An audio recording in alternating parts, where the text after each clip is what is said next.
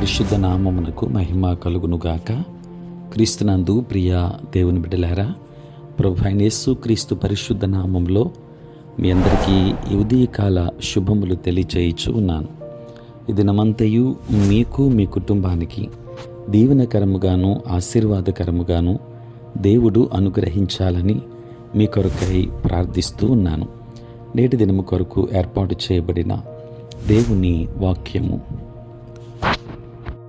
కీర్తనల గ్రంథం 18వ సంకీర్తన 32వ వచనం. నాకు బలము ధరింపచేయువాడు ఆయనే, నన్ను యథార్థ మార్గమున నడిపించువాడు ఆయనే. ప్రియులారా, నేటి దినము కొరకు ఏర్పాటు చేయబడిన ధ్యానాంశము బలము ధరింపచేయువాడు. ప్రియులారా, మీ జీవితాన్ని మీరు ఎలా స్వీకరిస్తారు అనేది 10% అయితే, దానిని మీరు ఎలా మలుచుకుంటారు అనేది 90% ఉంటుంది. 30-36 వచనాలలో చేయుట అను మాటను పదే మనం చూడగలం. 18వ అధ్యాయం 30-36 వచనాలలో. ప్రియులారా, నాకు బలము ధరింపచేయువాడు ఆయనే, నన్ను యథార్థ మార్గమున నడిపించువాడు ఆయనే అని 32వ వచనములో మనం చదువుకున్నాం. 35వ వచనం అంటే మనకెంతో ఇష్టం. నీ రక్షణ కేడెమును నీవు నాకు అందించుచున్నావు, నీ కుడి చెయ్యి నన్ను ఆదుకొనెను, నీ సాత్వికము నన్ను గొప్ప చేసెను. ప్రియులారా, దేవుడు మన జీవితాల్లో శ్రమలను ఎందుకు అనుమతిస్తున్నాడు? ఆయన మనలను మార్చడానికి కొన్నిసార్లు మనలను నలుగుకొట్టవలసి వస్తుంది. తను కోరుకున్నట్లు మనలను మలచడానికి ముందు మనమేమిటో ఆయన మనకు వెల్లడి చేయగోరుచున్నాడు. దావీదు అనేక శ్రమలను ఎదుర్కొంటున్నాడు. తన యవ్వన కాలములో తాను ఎన్నుకున్న సేవకునిగా దేవుడు అతన్ని అభిషేకించాడు. గొప్ప విజయాలు సాధించి తదుపరి రాజుగా దేవుని చేత సింహాసనాసీనుడు కాబోతున్నాడు. అయితే ఏం జరిగింది? అతడు ఒక దేశదిమ్మరిగా పారిపోవలసి వచ్చింది. భక్తిహీనుల చేత ఒక చోట నుండి మరో చోటికి అతడు తరుమబడ్డాడు.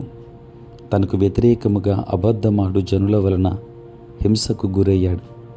మరి దేవుడు ఏం చేస్తున్నాడు? దేవుడు అతన్ని సిద్ధపరుస్తున్నాడు. దావీదును తాను కోరుకున్న రీతిలో మలచడానికి అతని జీవితంలో వీటిని ఆయన అనుమతించాడు.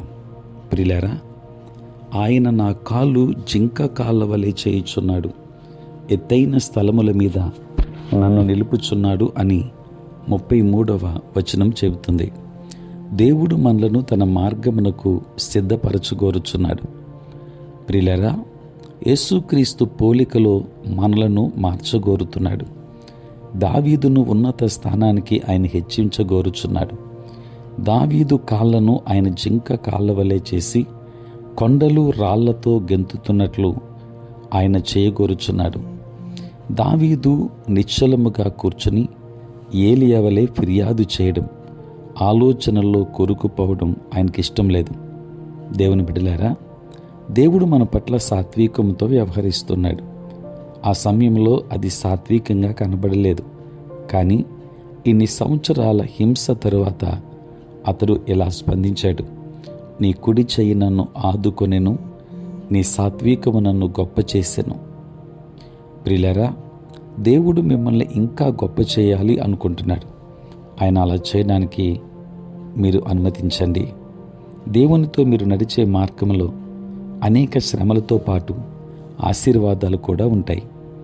మార్గము కరుకుగా కష్టంగా ఉన్నప్పుడు మీ కాళ్ళు అవరోధాలను దాటగలవని ఆయన వాగ్దానం చేస్తున్నాడు. నేడు మీ మార్గం కరుకుగా ఉందా? బహుశా మీరు యేసుక్రీస్తు పోలికలో మార్చబడటానికి దేవుడు ఈ సమయాన్ని ఉపయోగిస్తున్నాడేమో. ప్రియులారా, సాత్వికము గల తన హస్తముతో ఆయన మిమ్మల్ని రూపొందించడానికి మిమ్మల్ని మీరు ఆయనకు అప్పగించుకోండి. క్రీస్తు స్వారూప్యంలో, ఆయన సాత్వికంలో మీరు మలచబడతారు. దేవుడు మీకు తోడై ఉండును కాక. ఆమేన్. ప్రార్థన. పరిశుద్ధుడైన తండ్రి, ప్రేమ కలిగిన ప్రభువా, నీకు వందనాలు. రాత్రంతయు కాపాడారు నాయన. ఉదయం లేచి మేము స్తుతించే భాగ్యం ఇచ్చినందుకు స్తోత్రాలు. ఈ దినమంతా కూడా మీ సన్నిధి మాతో ఉంచండి, మీ ప్రసన్నత మాకు దయచేయండి. నేటి మా పనులలో, ప్రయాణములలో, పరిచర్యలో ప్రభు మీరే తోడుగా ఉండండి నాయన. నీ సేవ పరిచర్య చేయించిన ప్రతి సేవకుని దీవించండి. ఉద్యోగస్తులు, వ్యాపారస్తులు, కష్టపడి పని చేసుకుంటున్న బిడ్డలందరినీ దీవించండి. పుట్టినరోజు, పెళ్లి రోజు జరుపుకొనుచున్న బిడ్డలను దీవించి నూతన ఆశీర్వాదాలు మెండుగా వారికి అనుగ్రహించండి. చదువుకున్న బిడ్డలను దీవించండి. దూరదేశాలలో, దూర ప్రాంతాలలో ఉంటున్న బిడ్డలందరికీ కావలసిన కాపుదల మీరు అనుగ్రహించండి. అనారోగ్యంతో ఉన్న వారికి ఆరోగ్యాన్ని ఇవ్వండి. సమస్యలతో ఉన్న వారికి సమాధానం ఇవ్వండి. రక్షణ లేని వారికి రక్షణ భాగ్యాన్ని మీరే అనుగ్రహించుమని యేసు నామములో ప్రార్థించి వేడుకొనుచున్నాము తండ్రి, ఆమేన్. తండ్రి, కుమార, పరిశుద్ధాత్మ త్రియేక దేవుని దీవెన సదా మీకును మీ కుటుంబానికి తోడై ఉండును గాక. ఆమేన్.